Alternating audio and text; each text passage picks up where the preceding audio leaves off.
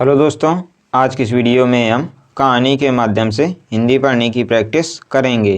अगर आपने अभी तक पिछले वीडियो नहीं देखे तो देख लें, जिससे कि आपको पढ़ने में आसानी होगी। चलिए वीडियो को शुरू करते हैं। आज हम पढ़ेंगे राजा और रंक की कहानी। चलिए शुरू करते हैं। एक समय की बात है, किसी गांव में एक भिखारी रहता था। खाने की तलब में वह हर दिन घने जंगल को पार करके किसी न किसी के घर भिक्षा लेने जाया करता था। आज भी इसी तरह वह भिक्षा लेकर अपने घर की तरफ जा रहा था, लेकिन वह आज बहुत खुश था। उसने फटे हुए जूते भी पहने हुए थे। वह खुशी में गुनगुनाते हुए जंगल के रास्ते अपने घर को लौट रहा था। उसी जंगल में एक राजा भी था, जो अपने हालात से बहुत दुखी था और महल से भाग कर वहाँ आराम कर रहा था। तभी राजा की नज़र उस भिखारी पर पड़ी। भिखारी को इतना खुश देखकर वह यह सोचने को मजबूर हो गया कि इस इंसान के पास कुछ नहीं है। फटे हुए कपड़े व पैरों में कटे फटे जूते होने के बावजूद भी यह कितना खुश है।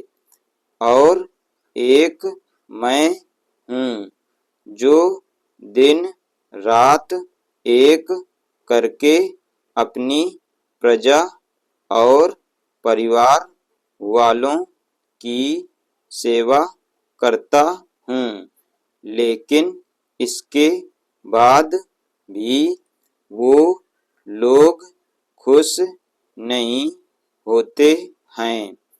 उन सभी को सिर्फ मेरी राजगद्दी चाहिए और इसके लिए वे मुझे मरवाने का षड्यंत्र भी रच रहे हैं। दरअसल राजा ने एक दिन अपने महल में कुछ पहरेदारों को बात करते हुए सुन लिया था। वो आपस में बात कर रहे थे कि जैसे ही यह राजा मर जाएगा, उनकी आँखों का कांटा साफ हो जाएगा। वहीं राजा की पत्नी बहुत पहले ही उसे वह राजमहल को छोड़कर जा चुकी थी। राजा को कोई पुत्र भी नहीं था। इस वजह से उसके पास अपना कोई उत्तराधिकारी भी नहीं था। जिस दिन से राजा ने अपने खिलाफ इस षड्यंत्र के बारे में सुना। तब से वह बहुत ही सावधान रहने लगा था। इतना ही नहीं, एक दिन राजा के खाने में उसके भाई ने जहर मिलवा दिया था, जिसके बारे में राजा को भनक भी नहीं थी। वो तो राजा जब खाना खाने बैठा तो अचानक एक बिल्ली ने आकर वो खाना खा लिया और कुछ देर बाद वो बिल्ली वहीं मर गई। इस घटना के बाद से राजा अपने खिलाफ हो रहे षड्यंत्र के प्रति बेहद सतर्क हो गया था। उसने अपने भाई से कहा कि उसके मरने के बाद वह ही राजा बनेगा, इसलिए उसे राज्य की सारी जानकारी रखनी चाहिए। इसी वजह से एक दिन इन्हीं सब बातों से परेशान होकर राजा ने महल छोड़ दिया और बिना किसी को बताए वहाँ से भागकर वह उस जंगल में आ गया था। वह जंगल उसकी नगरी से बहुत दूर था। इस वजह से उसे वहाँ कोई पहचान भी नहीं सकता था। राजा जंगल में बहुत दिनों से था, जिस वजह से उसके बाल भी काफी बड़े हो गए थे। उस भिखारी को देखकर राजा ने सोचा कि हम दोनों ही इंसान हैं, बस फर्क है कि वह खुश इंसान है और मैं दुखी।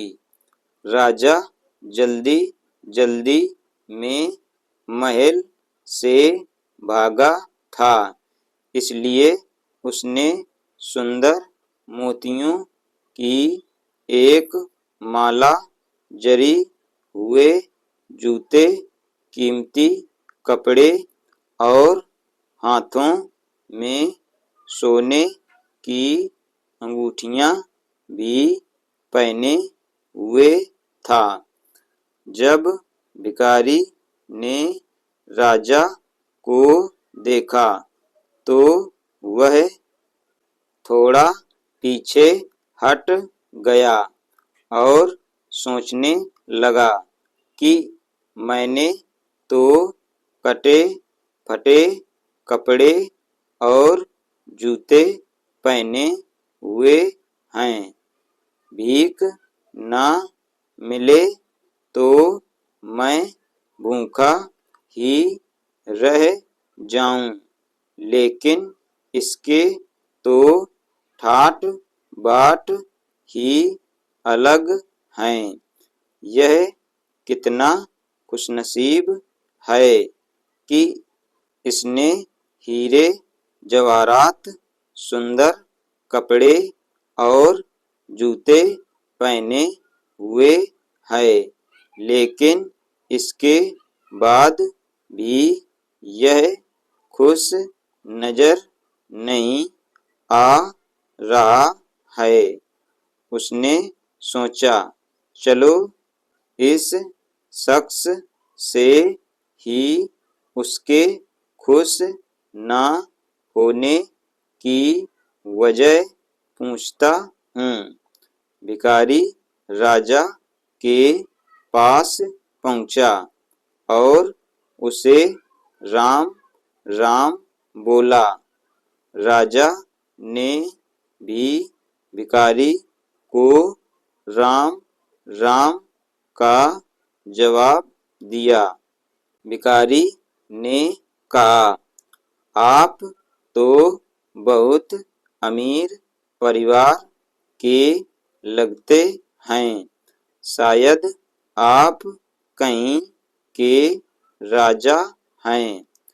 राजा ने कहा, हाँ, सही बोले तुम, मैं सूरतगढ़ का राजा हूँ और अपना राज अपने भाई को देकर यहाँ पर आ गया हूँ। मेरे घरवाले दौलत के चक्कर में मुझे मरवाने का षड्यंत्र कर रहे थे। उसी से बचने के लिए मैं यहाँ पर मन की शांति के लिए आया हूँ। काफी दिनों से मैं ऐसी हालत में हूँ। मेरी लंबी दाढ़ी देखकर लोग मुझे भगा देते हैं। रास्ते में जो भी फल फूल मिलता है वही खाकर गुजारा कर लेता हूँ। आज मुझे बहुत तेज भूख लगी है, इसलिए मैं इधर उधर खाने की तलाश में घूम रहा हूँ। तुम्हारे पास अगर कुछ खाने के लिए है तो कृपया मुझे थोड़ा खाने के लिए दे दो। भिखारी ने मुस्कुराते हुए राजा की तरफ देखा और कहा कि अगर तुम मुझे ये सोने की अंगूठी दोगे तो मैं तुम्हें खाना खिला सकता हूँ। राजा यह सुनकर खुश हुआ। उसने अपनी अंगूठी भिखारी को दे दी और बदले में उससे रोटी लेकर खा ली। भिखारी ने राजा से कहा कि तुम और मैं दोनों ही अकेले हैं, चलो हम दोनों साथ में चलते हैं। दोनों साथ में चलते हुए एक घने जंगल में पहुँचे। वहाँ पर वह आराम करने लगे।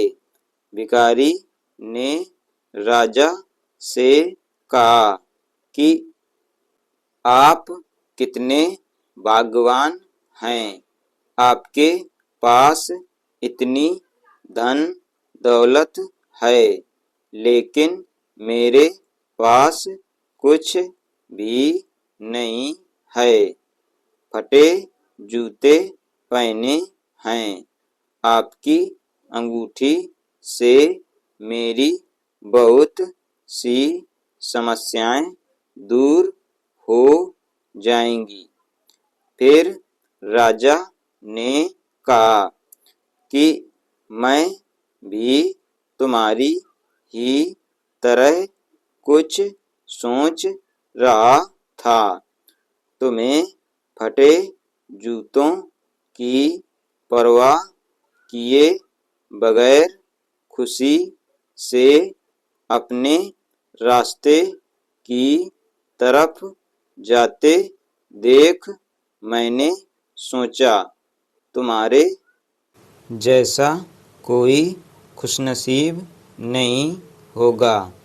मेरे पास सब कुछ होते हुए भी मैं खुश नहीं हूँ। हम दोनों की हालत एक जैसी ही है। फिर बातों ही बातों में उस भिखारी ने राजा से उसके राज्य की सारी जानकारी पूछ ली और फैसला किया कि रात में जब राजा सो जाएगा तो वह उसके कपड़े और गहने लेकर वहाँ से भाग जाएगा। जब तक राजा सोया नहीं तब तक भिखारी उससे मीठी मीठी बातें करता रहा। रात को उसने राजा को खाने में बेहोशी की दवा मिलाकर खिला दी। इससे राजा गहरी नींद में सो गया। फिर भिखारी ने राजा के कपड़े व उसके सारे गहने पहने और वहाँ से भाग गया। राजा सोता ही रह गया, लेकिन रास्ते में उसे कुछ चोरों ने देख लिया। उन्होंने उसे राजा समझकर पकड़ लिया और उसके सारे कपड़े और गहने छीन लेते हैं। अब भिखारी के पास सिर्फ धोती ही बची थी। चोरों ने सब कुछ लूटने के बाद उसे एक पेड़ से बांध दिया और उससे पूछने लगे कि वह कहाँ का राजा है। अगर नहीं बताओगे तो तुम्हें मारकर कहीं फेंक देंगे। भिखारी ने चोरों से कहा कि वह राजा नहीं है। मैंने अपनी लालच की वजह से एक राजा के सारे कपड़े और गहने चोरी कर पहन लिए थे। वह राजा अपने जीवन से दुखी है और जंगल में खाने के लिए भटक रहा है। चोरों ने उसे बोला कि वह नाटक कर रहा है। उन्होंने फिर से उससे पूछा कि तुम कहाँ के राजा हो। भिखारी ने चोरों को बताया कि वह राजा राय प्रताप है, जो सूरतगढ़ का राजा है। उसका भाई राय बहादुर उसके राज्य का मंत्री है। वह अभी जंगल में आराम कर रहा है, लेकिन चोरों ने उसकी बात पर भरोसा नहीं किया। उधर जब राजा की नींद खुलती है तो वह भिखारी को बुलाता है। उसने अपने सामान को देखा तो उसके पास सिर्फ एक पोटली ही होती है, जिसमें उस भिखारी का कुछ सामान होता है। दूसरी तरफ वो चोर सूरतगढ़ के महल में पहुंच जाते हैं।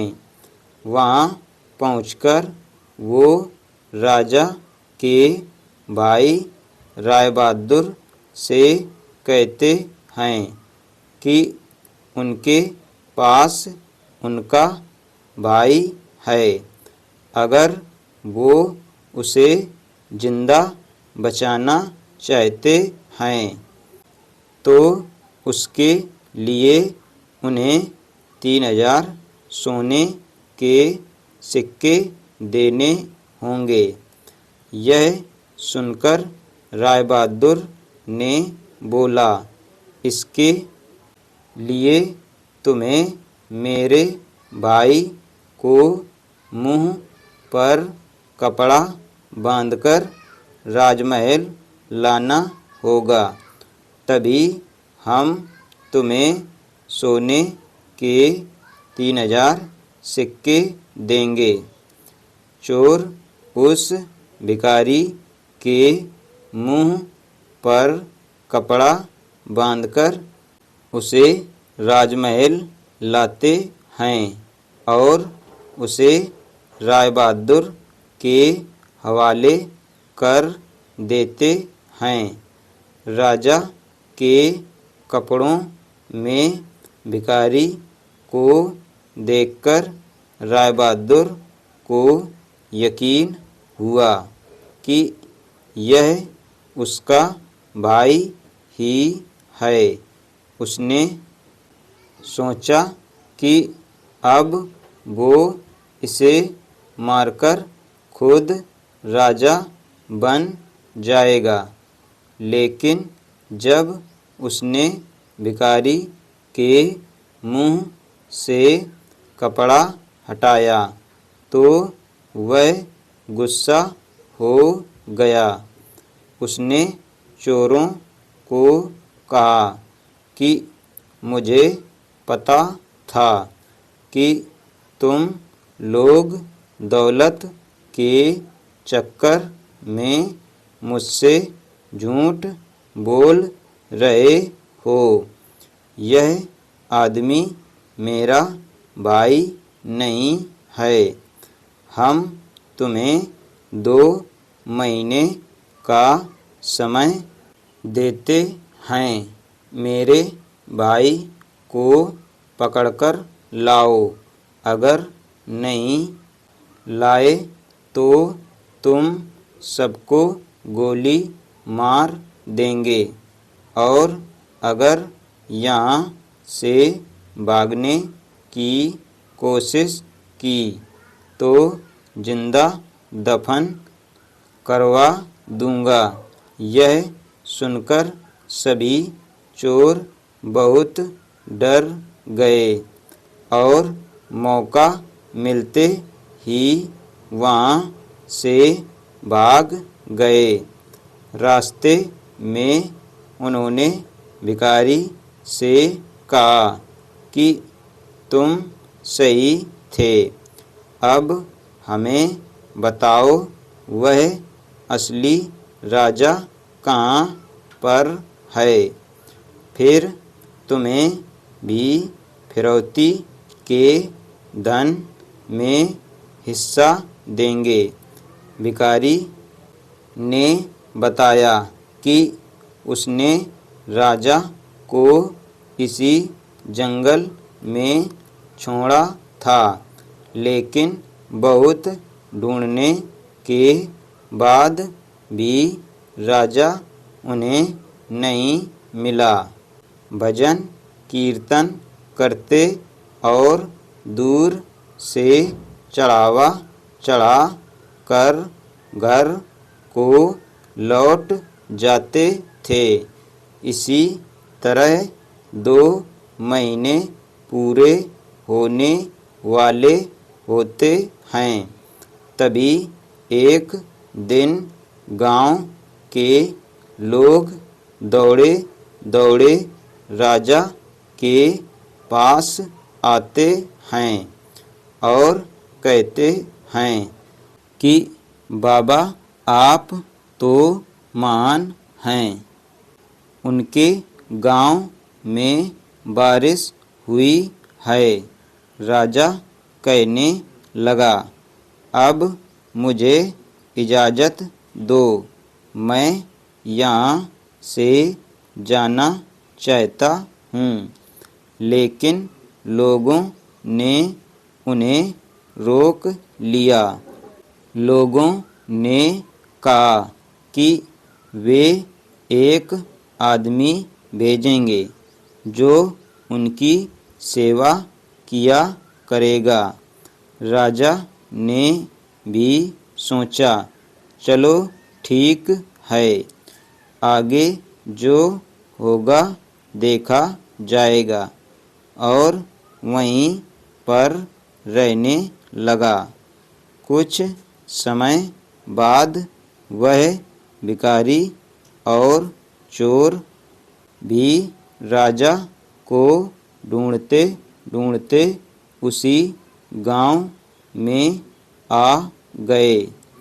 उन्होंने वहाँ के लोगों से उस चमत्कारी बाबा के बारे में सुना, जो लोगों की समस्याओं को दूर करने के उपाय बताता है। जब वे लोग उस बाबा से मिले तो राजा और भिखारी एक दूसरे को पहचान जाते हैं, लेकिन वे चोरों को इसका पता नहीं चलने देते हैं। फिर बाबा के भेष में राजा ने उनसे पूछा कि तुम लोग कहाँ से आए हो।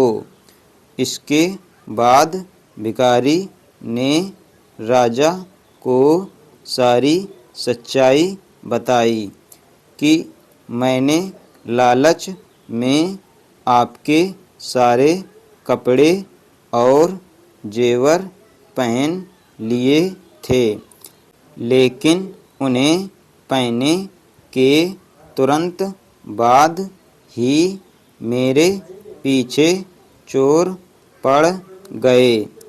उन चोरों ने मुझे लूट लिया और पूछताछ करने लगे कि कौन हो, कहाँ से हो। तो मैंने खुद को आपके बारे में बताते हुए आपके राज्य की सारी जानकारी दे दी।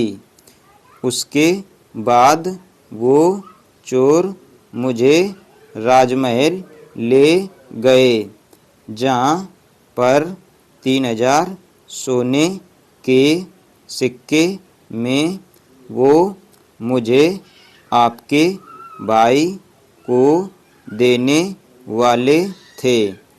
आपके भाई ने बताया कि वह आपको मरवाना चाहता है और खुद वहाँ का राजा बनना चाहता है। लेकिन जब उसने मेरा चेहरा देखा तो उसने मुझे पहचान लिया और चोरों को 2 महीने के अंदर आपको ढूंढ निकालने के लिए कहा। तभी से हम सभी आपको ढूंढ रहे हैं। भिखारी ने राजा से कहा कि तुम साधु बनकर इन चोरों को जो कहेंगे ये मान जाएंगे। इसके बाद राजा साधु के वेश में चोरों के सामने गया और भिखारी से सुनी सारी समस्याएं चोरों को बताने लगा। यह सुनकर सारे चोर हैरानी में पड़ गए। उन्होंने राजा से बोला, बाबा हमें इस परेशानी से बाहर निकाल दो। हम आपके सच्चे भक्त बन जाएंगे। राजा ने कहा, तुम लोग मुझे उस राजा के महल लेकर चलो। मैं वहाँ पर जाकर खुद ही सब कुछ देखना चाहता हूँ। महल में कहना कि तुम्हारे साथ एक बहुत बड़े साधु महात्मा हैं जो हर व्यक्ति का भूत और भविष्य जानते हैं। चोर और भिखारी साधु बने राजा को अपने साथ लेकर सूरतगढ़ के महल पहुंच गए।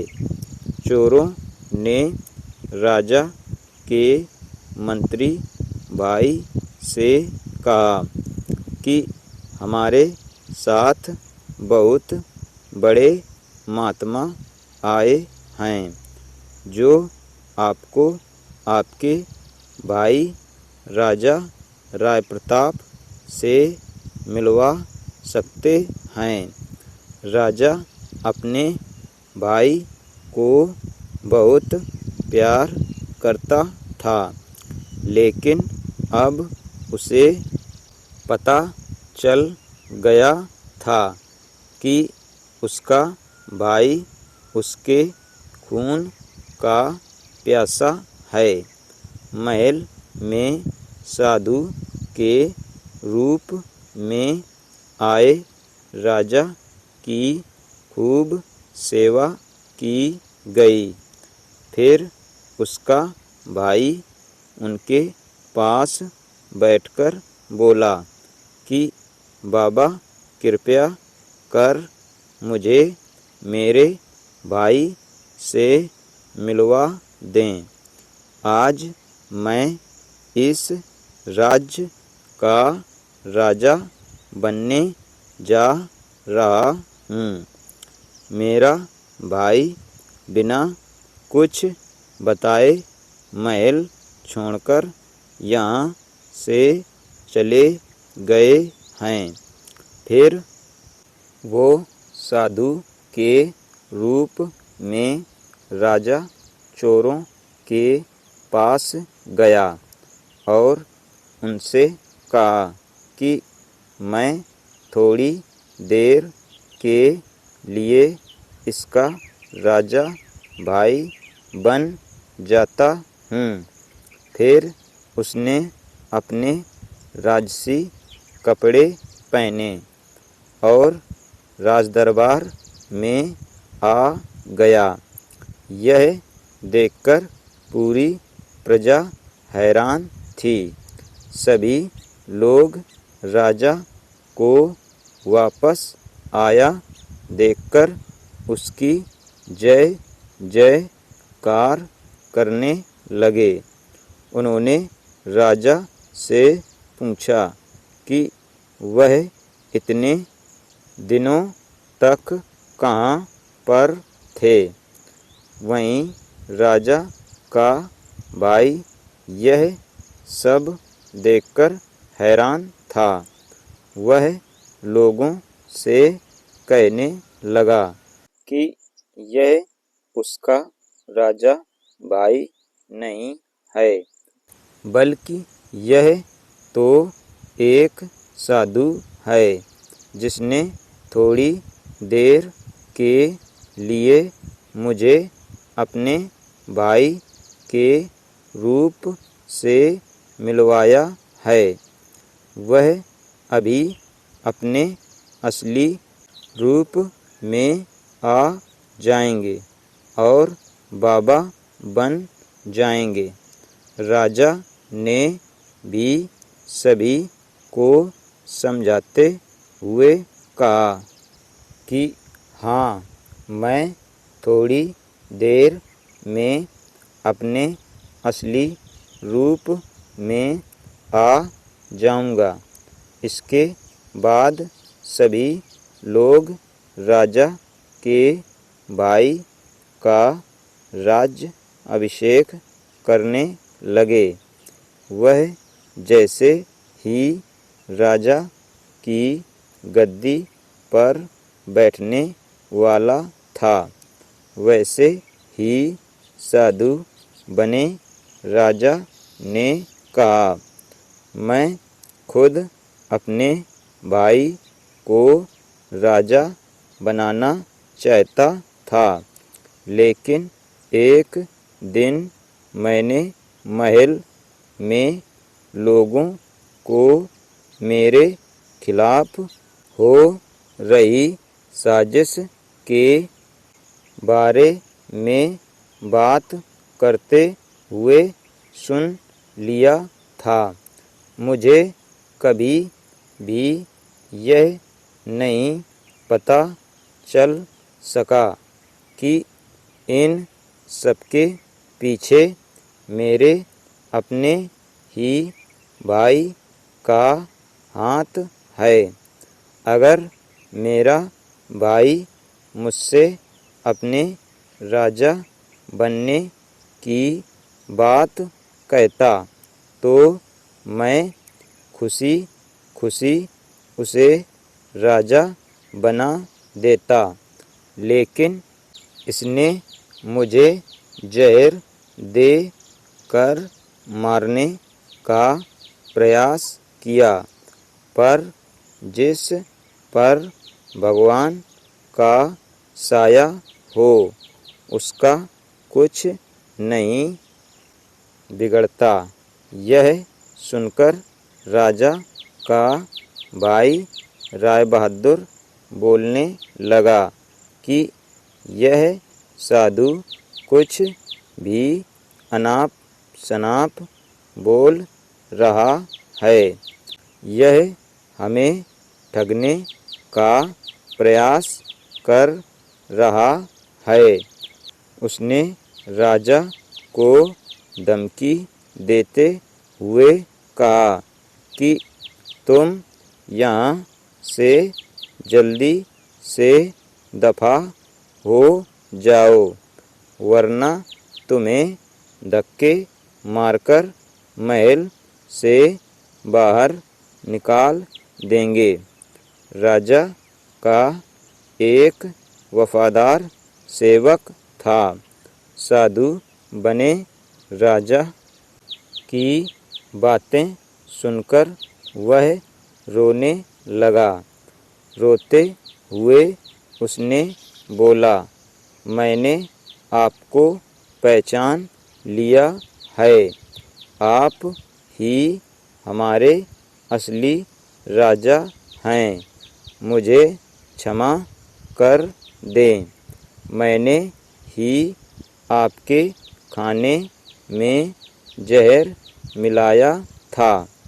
इसके बदले में मुझे आपके भाई ने 1000 सोने के सिक्के देने का वादा किया था। आप मुझे माफ़ कर दो। मैं आपका असली गुनहगार हूँ और इसके लिए आप मुझे जो भी सज़ा देंगे मैं उसके लिए तैयार हूँ। अब राजा के जीवन की सारी सच्चाई पूरी प्रजा को पता चल गई थी। सभी लोग राजा के मंत्री भाई को घृणा की नज़रों से देख रहे थे। राजा ने अपने महल के मंत्रियों को आदेश दिया कि वह अपने महल से अपने भाई को बेदखल कर रहा है उसे आज ही 1 साल के लिए यह राज्य छोड़कर जाना होगा। जब उसे अपनी गलती का एहसास हो जाएगा तो वह महल में वापस आकर मेरे साथ काम करने का अधिकारी बन सकेगा। एक बार फिर से राजा राय प्रताप को अपने राज्य की राजगद्दी मिल गई और वह फिर से अपनी प्रजा की सेवा करने लगे। राजा ने भिखारी को अपने महल का मंत्री बना दिया और चोरों को भी महल में माली का काम दे दिया। 1 साल बीतने के बाद राजा का भाई भी महल वापस आ गया था। उसे अपनी गलती का एहसास हो गया था। महल वापस आकर उसने अपने भाई से माफ़ी मांगी और पूरे कर्तव्य से अपना काम करने का वचन दिया। राजा ने फिर से उसे महल में उसका स्थान वापस दे दिया। शिक्षा। यह कहानी हमें यह शिक्षा देती है कि कभी लोभ के कारण दूसरों का बुरा नहीं करना चाहिए। हमेशा सत्य का मार्ग अपनाना चाहिए और पूरी निष्ठा से जीवन के प्रति अपनी जिम्मेदारियों को अपनाना चाहिए। आज हमने पढ़ा राजा और रंक की कहानी। अगर आपको ये वीडियो पसंद आए तो वीडियो को लाइक करें। हमारे चैनल बच्चों की शिक्षा को सब्सक्राइब करें। धन्यवाद।